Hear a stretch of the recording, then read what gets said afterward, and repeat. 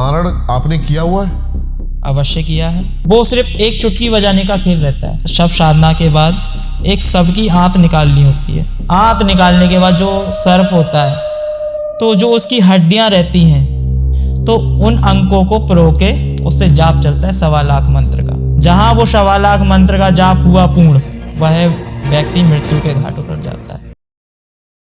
अच्छा बुरा आप किसी के बारे में भी कर सकते हो। इसमें मारण, उच्चाटन, वशीकरण, स्तंभन, इस बहुत छोटे छोटे कायर हैं। आप इसमें कुछ भी कर सकते हो, XYZ कुछ भी। जो आप अपने माइंड से सोचोगे भी ना, वो पल भर में हो जाएगा।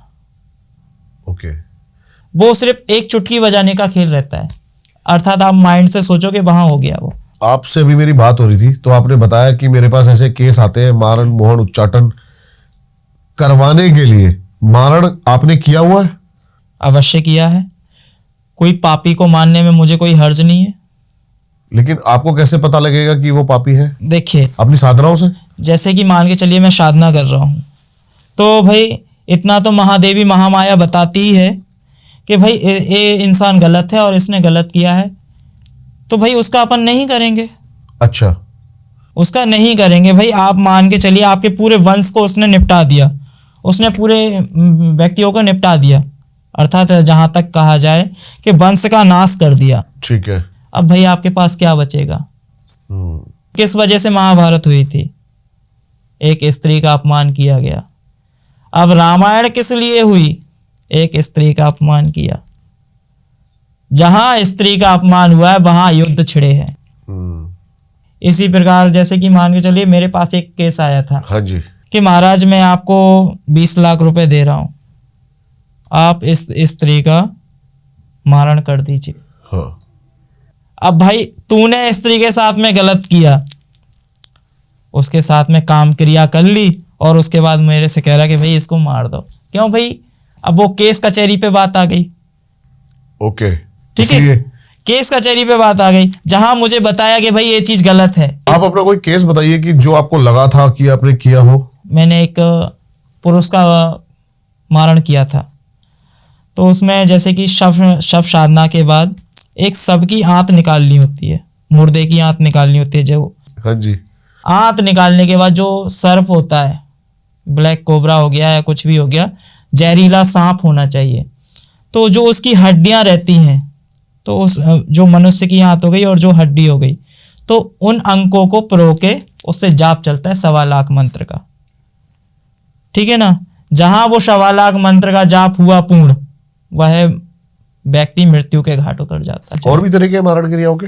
जी बिल्कुल है। जैसे कि जहां तक देखा जाए, भैंसे की खाल के ऊपर बैठ के। बिल्कुल सही कहा आपने। ठीक है ना? भैंसे की खाल के ऊपर मारण क्रिया होती है। एक जैसे कि पॉइजन होता है, क्रोध भैरव की पूजा में आता है। जैसे कि मान के चलिए आप पूजन कर रहे हैं कि जो आप स्वयं ग्रहण कर सकें वह आप अपने इष्ट को भी दे सकते हैं।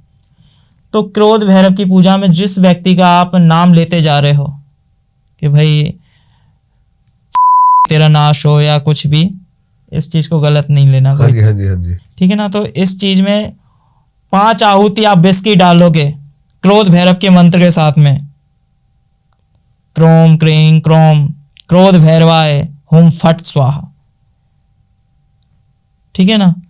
तो क्रोध भैरव का मंत्र जहां आपने समाप्त किया 5 आहुति के साथ में, ऐसा नहीं, वो व्यक्ति सिद्ध भी होना चाहिए कि उसने क्रोध भैरव की साधना पूर्ण रूप से की हो। और जो साधना नहीं करते हैं भाई, वो स्वयं क्रोध भैरव उसको ही निपटा डालते हैं। ऐसा भी है? हाँ, ऐसा भी है कि जहां तक देखो आप साधना नहीं कर रहे हो और आप महा उग्र रूपा का आप ध्यान कर रहे हो। अब क्रोध भैरव क्यों कहा गया उन्हें?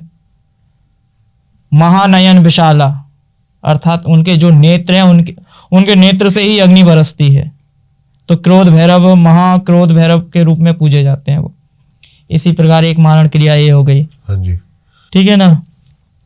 अब जैसे कि मान के चलिए मुर्दे का जो कफन रहता है, चाहे वो आप कोई सा भी उसका वस्त्र हो, मुर्दे का होना चाहिए, एक्सीडेंटल बॉडी का होना चाहिए। ठीक है।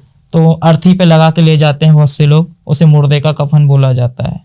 जो हड़ताल रहती है, पीली हड़ताल, ठीक है ना, एक काग का पंख रहता है, कौवे का, तो बीच में त्रिकोण बना दीजिए, उसमें बीजाक्षर मंत्र लिख दीजिए, बगलामुखी का लिख दीजिए। जैसे कि ह्रीम होता है, बगलामुखी का हो गया। भैरव में भी ह्रीम ही आता है बीजाक्षर। जब आप एक पेड़ लगाते हो तो बीज से ही चालू करते हो उसे, इसलिए उसे बीजाक्षर मंत्र बोला जाता है। अब शमशान काली का लिखोगे तो क्लिंग आ जाएगा।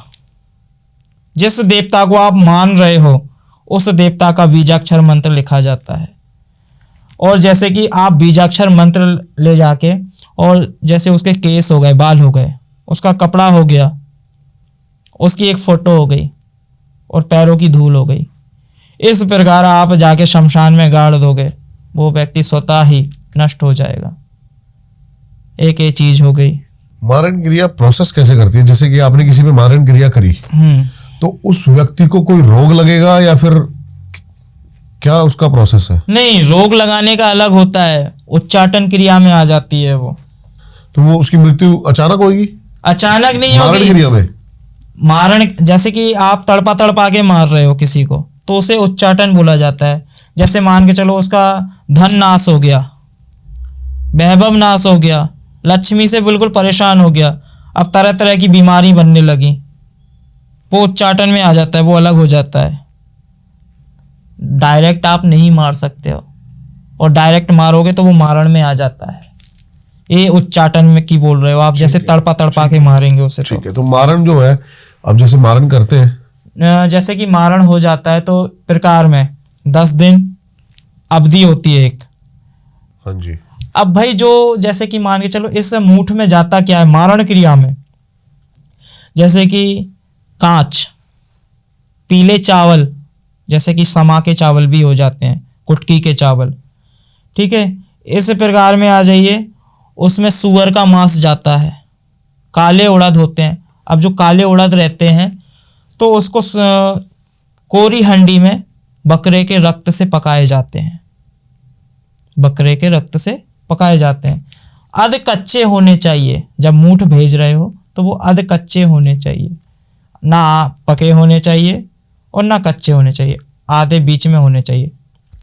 अब जो जो चीज़ें उसमें जाएंगी तो ये चीज़ें हो गई, जैसे कि अंडा हो गया, नींबू हो गए, उतने ही जितने आपने चौकी लगाई हैं। अगर आपने जितने भी आपके पास देवी देवता हैं या यक्षिणी है, बेताल है, कुछ भी है आपके पास, पहली बात तो यक्षिणी एक पल में ही मार के आ जाती है।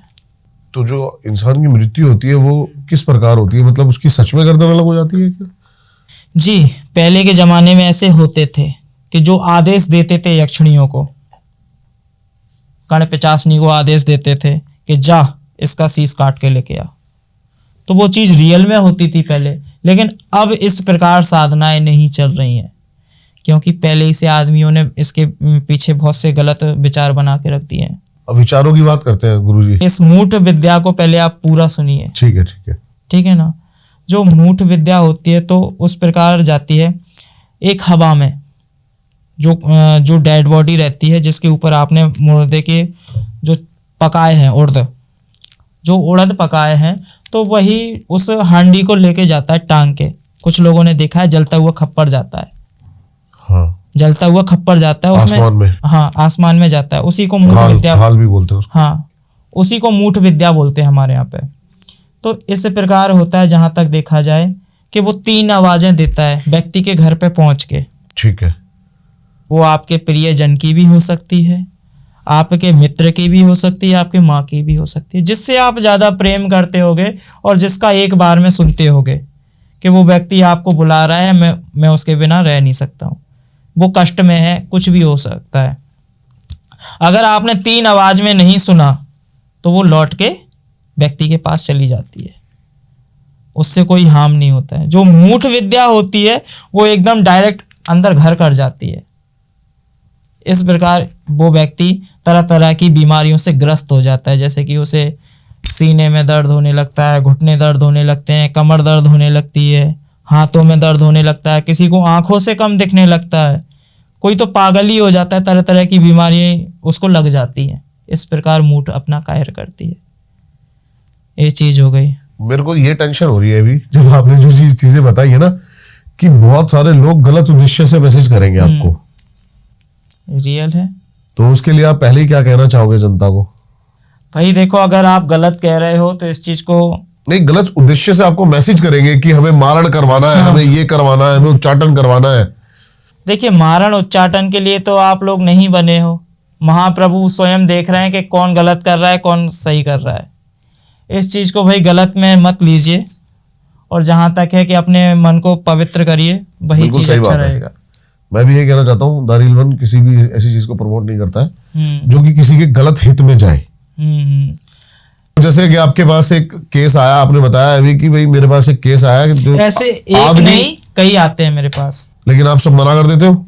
नहीं, जो मुझे दिखता है कि भाई हाँ इसने गलत किया है, तो मैंने पहले भी आपसे कहा है कि भाई पापी को मानने में मुझे कोई हर्ज नहीं है। पापी को मानने में मुझे कोई हर्ज नहीं है। जब महाभारत हुआ था तो किस चीज के लिए हुआ था? मान सम्मान के लिए ही तो हुआ था। गुरुजी वही हो पता है सकता क्या है। इसमें थोड़ा सा बहुत अलग वो चला जाता है, क्योंकि मान सम्मान के लिए युद्ध करना एक वीरता है, लेकिन क्रियाएं करना मेरे हिसाब से गलत है। गलत है। क्योंकि एक ये देखो, साम दाम दंड भेद, युद्ध की नीति में सब जायज है। आप पहले भाई, चीन ने भारत पे चढ़ाई की थी। बिल्कुल सही कह रहे हो आप। चीन ने भारत पर चढ़ाई की थी, तो एक स्वामी जी महाराज हैं एमपी में, बगलामुखी पीठ, तो उनने क्या किया था कि भाई माँ धूमावती का आह्वान किया था कि माँ को चेष्टा भी माना जाता है। क्यों माना जाता है, कैसे माना जाता है कि अब माँ जो सती मैया थी, माँ सती थी, तो धूमावती तो पहले ही उत्पन्न हो चुकी थी, लेकिन धूमावती को रूप लेना था। जो दक्ष प्रजापति के हवन में जाके माँ भस्म हो गई थी, तो उस धुएं से जाके धूमावती ने अपना निर्माण किया था, अर्थात जन्म लिया था। ठीक है ना, प्रकट हुई थी। और प्रकट होना किस चीज को कहते हैं कि जब महादेव को उनने अपने उदर में रख लिया था, अर्थात खा लिया था, तब जाके माँ ने कि भाई ये सोचा कि अब मैं तो अपने प्रभु को, अपने स्वामी को ही निकल गई, खा लिया मैंने, अब मेरे प्रभु नहीं रहे। अब महादेव तो सर ब्रह्मांड में विचरण करते हैं, अर्थात एक ब्रह्मांड उन्हीं को मान लो। ठीक है ना, अब ब्रह्मांड को कैसे कोई निगल लेगा? बिल्कुल सही बात है। लेकिन आपने बोला ना साम दाम दंड भेद, तो यहां पर मेरे को याद आया रावण और कुंभकर्ण संवाद।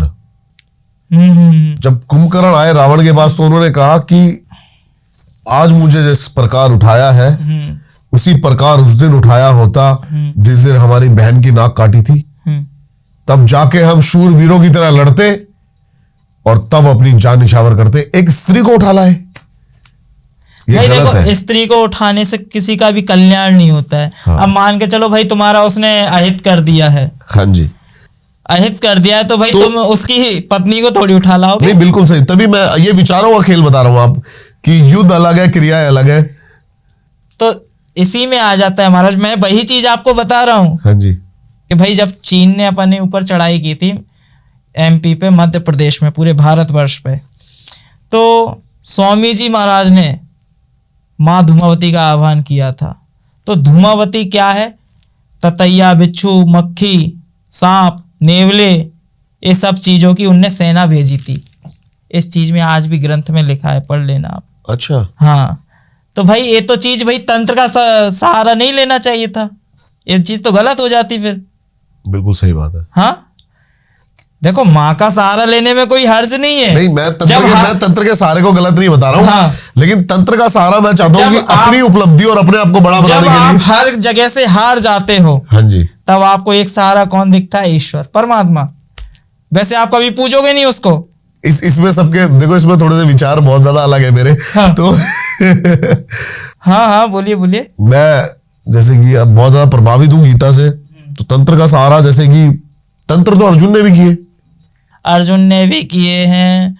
अब और जहां तक देखा जाए, भगवान कृष्ण ने नहीं किए हैं तंत्र। क्या कैसे? छलिया भी माना गया उन्हें तो। हाँ भाई, मोहिनी बन के अपना रूप दिखा दिखा के भाई सबको छल लेते थे। ये क्या है? क्या बंसी में तंत्र नहीं था क्या? बोलिए। उसको बोल सकते हैं वशीकरण। वशीभूत, तो भाई तंत्र नहीं था क्या उसमें? अब जो माँ मातंगी थी स्वयं मुरली में विराजमान होती थी,